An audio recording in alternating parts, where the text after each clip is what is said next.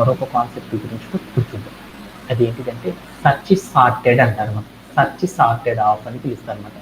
అంటే ఇప్పుడు దాకా మనం ఏం చేస్తాము, ఒక యారేని కనుక మనం క్రియేట్ చేస్తే ఆ యారే లోపల ఫలానా ఐటమ్ ఏదైతే ఉందో ఆ ఐటమ్ యొక్క ఇండెక్సింగ్ నెంబర్ ఏదైతే ఉందో ఆ ఇండెక్సింగ్ నెంబర్ ఎంత అనేది కనుక మనం చెప్పాలి అనుకో, ఇప్పుడు దాకా మనం ఏం చేసామంటే వేరేనే ఒక క్లాస్ సాయంతో మనం ఏం చేసామంటే ఈజీగా ఆ ఐటమ్ యొక్క పొజిషన్ ఎక్కడ ఉంది అనేది మనం తెలుసుకున్నాం. అలానే వేరే కాకుండా కొంతమంది డెవలపర్స్ ఏం చేస్తారంటే వేరొక కాన్సెప్ట్ కూడా వాడతారనమాట. అది ఏంటిదంటే సర్చ్ సార్టెడ్ ఆఫ్ అని పిలుస్తారనమాట. సర్చ్ సార్టెడ్ ఆఫ్ అనే ఒక కాన్సెప్ట్ ద్వారా మనం ఏం చేయొచ్చు అంటే మనం ఒక యారేని కనుక క్రియేట్ చేస్తే ఆ యారే లోపల మనం చెప్పే ఐటమ్ యొక్క మనం చెప్పే నంబర్ ఏదైతే ఉందో ఆ చెప్పిన ఐటమ్ యొక్క పొజిషన్ అనేది ఎక్కడ ఉంది అనేది కనుక మనం చెప్పాలంటే దాని పొజిషన్ని అలా చెప్పాలి అంటే మనం ఏం చేస్తారంటే సర్చ్ సార్టెడ్ ఆఫ్ అనే ఒక కాన్సెప్ట్ ద్వారా కూడా మనం ఏం చేయొచ్చు అంటే తెలుసుకోవచ్చు అనమాట. దీనికి తేడా ఏంటనేది ఇప్పుడు మనం చూద్దాం. ఓకే, ఇప్పుడు నేనేం చేస్తానంటే ఒక యారేని క్రియేట్ చేద్దాం. ఎంపీ డాట్ యారే యారే హాఫ్ అని పెట్టేసి నేను ఏం చేస్తానంటే 10, 20, 30, 40, 50 అనే వాల్యూస్తో నేను ఏం చేస్తానంటే ఒక యారేని క్రియేట్ చేద్దాం అనుకున్నా. యారేని క్రియేట్ చేయాలంటే మనం ఏం చేయాలి, ఈ వాల్యూస్ అన్నిటి గురించి స్క్వేర్ బ్రెస్లో తీసుకొని నేను ఏం చేస్తానంటే ఈ మొత్తాన్ని కూడా ఏం చేస్తానంటే ఒక వేరియబుల్ చేసి దాంట్లో స్టోర్ చేసుకొని ఏ ఈక్వల్ అని తర్వాత నేను ఏం చేస్తానంటే ఇక్కడికి వెళ్ళి ఏం చూడడం వల్ల నాకు ఏమైందంటే ఆ వాల్యూస్ అన్ని కూడా నాకు ప్రింట్ అయిపోయింది. ఇప్పుడు నేను ఏం చేద్దాం అనుకున్నా అంటే 20 అనే ఐటమ్ వచ్చింది, దాని యొక్క పొజిషన్ ఎంతో చూద్దాం అనుకున్నాను. NP dot search sorted half అని పెట్టేసి మనం ఏం చేస్తామంటే వేరియబుల్ నేమ్ చెప్పేసి కామా చెప్పేసి నంబర్ ఏదైతే ఉందో ఆ నంబర్ చెప్పేసి మనం ప్లే అరౌండ్ చేసేసి అనుకో, అప్పుడు ఏమైందంటే నాకు ఒక వాల్యూ వచ్చింది.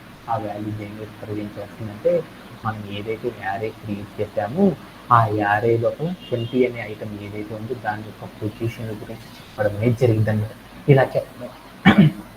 ఇలా చెప్పడంలో ఎవరికైనా డౌట్ ఉంది? Anybody can. ఓకే. ఇలా మనం ఏం చేస్తారంటే వేరనే క్లాస్కి దీనికి డిఫరెన్స్ ఏంటంటే మనం ఒకేసారి 2 ఐటమ్స్ యొక్క పొజిషన్ చెప్పాలనుకున్నాం. 20, 30 అనే వాల్యూస్ ఏవైతే ఉన్నాయో చూడు వాటి యొక్క స్టార్టింగ్ పొజిషన్ ఎంతో చూద్దాం అనుకున్నాం. అప్పుడు నేను ఏం చేశానంటే NP dot search sorted of అని పెట్టేసి రెండింటిని కూడా పారాంథసిస్లో తీసుకుని ఏం చేస్తానంటే ప్లే అరౌండ్ చూసాను. అప్పుడు నాకు అవుట్పుట్ ఏమొచ్చిందంటే 20 అనే ఐటమ్ అనేది ఎక్కడ ఉందంటే ఫస్ట్ ఇండెక్స్లో ఉంది, 30 అనే ఐటమ్ ఎక్కడ ఉందంటే సెకండ్ ఇండెక్సింగ్ పొజిషన్లో ఉంది అని నాకు రావడం జరిగింది. అలానే మనం 3 వాల్యూస్ని కూడా చెప్పొచ్చు అనమాట.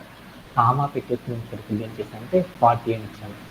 ఇచ్చేసి నేను ఏం చేశానంటే ప్లే అరౌండ్ చూసాను. అప్పుడు నాకు ఏమైంది అంటే అక్కడ ఉన్న ఐటమ్స్ ఏవైతే మనం ఇచ్చేసామో ఆ ఐటమ్స్ ఒక ఐటమ్ అయితే డైరెక్ట్ ఇస్తాం, అలా కాకుండా మనం గ్రూప్ ఆఫ్ ద ఐటమ్స్ ఇచ్చామనుకో ఆ ఐటమ్స్ యొక్క పొజిషన్ అంతా కూడా మనం ఒకేసారి కనుక తెలుసుకోవాలంటే ఏం చేస్తారంటే ఇలా సర్చ్ సార్టెడ్ ఆఫ్ అనే ఒక కాన్సెప్ట్ ద్వారా ఏం చేస్తారంటే తెలుసుకోవడం అనేది చేస్తారు. దీంట్లో ఎవరికైనా సరే డౌట్ ఉందా? Anybody have? ఓకే.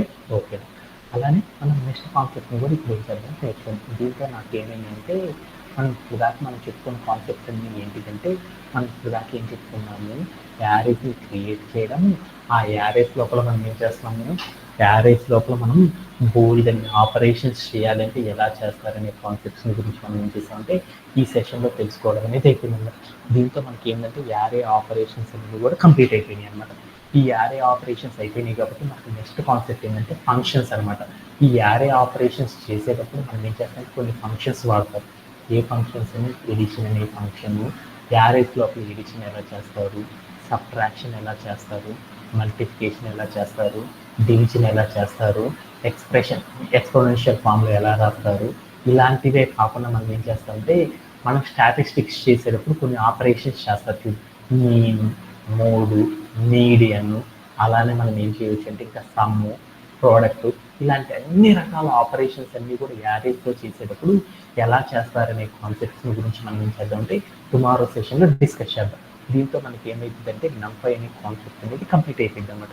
వీటిలో ఎవరికైతే డౌట్స్ ఉన్నాయో ఆ డౌట్స్ అన్నీ కూడా నాకు కనుక దృష్టికి తీసుకొచ్చారు. మనం ఏం చేద్దామంటే మరలా ఏం చేద్దామంటే వీకెండ్స్లో మనం ఏం చేద్దామంటే ఈ కాన్సెప్ట్స్ మీద మనం ఏం చేద్దామంటే వర్క్ త్రూలోకి వెళ్తామని చేద్దాం అనమాట. ఎందుకంటే నెక్స్ట్ చెప్పే టూల్ అనేది చాలా చాలా ఇంపార్టెంట్ అనమాట. అంటే ఎవరైనా సరే ఒక ఫ్రెషర్ అనేవాడు జాబ్ కొట్టాలి అంటే మార్కెట్లో రెండు టూల్స్ నేర్చుకుంటున్నారు అనమాట. అయితే రియాక్ట్ అన్న నేర్చుకుంటున్నాడు, లేకపోతే పాండాసు జాంగో అనే వాటిని నేర్చుకుంటారు అనమాట. వీటిల్లో మనం ఏంటంటే మనం కనుక వేరేది కనుక నేర్చుకోవాలనుకో రియాక్ట్ నేర్చుకోవాలనుకో మనకి జావా స్క్రిప్టింగ్, జావా కోడింగ్ అనేది కొంచెం వచ్చి ఉండాలన్నమాట. అవి మనకి రాలేదనుకో కొంచెం టఫ్ అవుతుంది అనమాట. అందుకోసం మార్కెట్లో వాటితో పోల్చుకుంటే మనకి ఇంకా బెటర్గా ప్యాకేజెస్ కనుక కావాలి అనుకుంటే మనం ఏం నేర్చుకుంటారంటే పాండాస్ అని ఒక కాన్సెప్ట్ నేర్చుకుంటారన్నమాట. ఈ పాండాస్, జాంగోస్ అనేవి చాలా చాలా ఇంపార్టెంట్. ఈ రెండు కనుక మనం నేర్చుకున్నామంటే ఏమైందంటే అల్టిమేట్గా పైథాన్లో ఉన్న ఆల్ కాన్సెప్ట్స్ అన్ని కూడా కంప్లీట్ అవ్వడం అనేది జరిగింది అన్నమాట.